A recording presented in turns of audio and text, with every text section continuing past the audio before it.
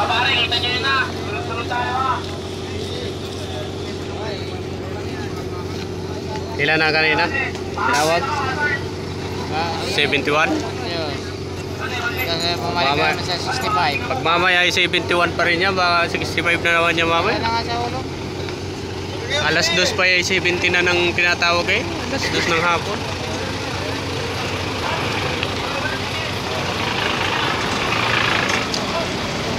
Anong oras na? Nag-70 na naman. Pabalik-balik. Paano tayo abutin yan? Yung CCR na yung kanina pa tinatawag yun eh. Lumabas na yun. Kanina pa yung tinatawag. Dapat kasi iniigisa na nila yung pagka wala. Eh pagka naghabol, tsaka nila papasukin. Eh kawawa yung mga ganyan, layo. Kaya malasayos yung ano dito. Pangit yung pila talaga dito. Wala sa ulo ng mga ba. Walang nag-a-handle ng maayos-ayos. Sila lang ang kalbilan.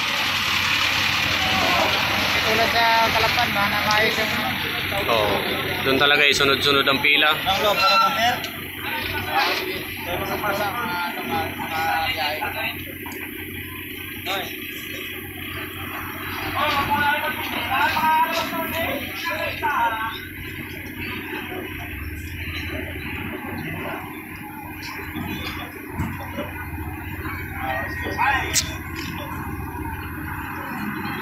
Oh, hindi na ba?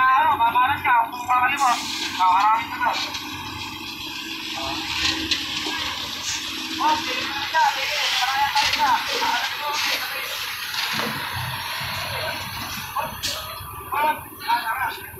Pare, L8. L315. Meron? Kaya niya. Ang motor.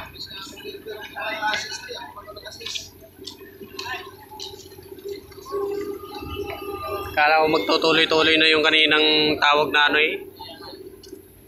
Kanina 10-10 ang pinalalabas eh.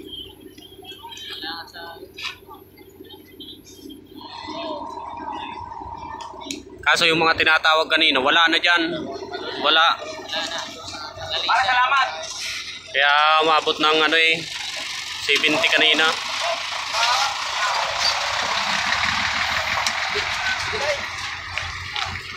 Alas 2 pa lang kanina ay nasa 70 na. Eh ngayong gabi na naman, 71 na naman. Anak ng pating.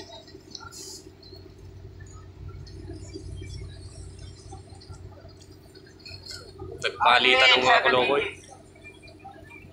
Pare, yan yung ano.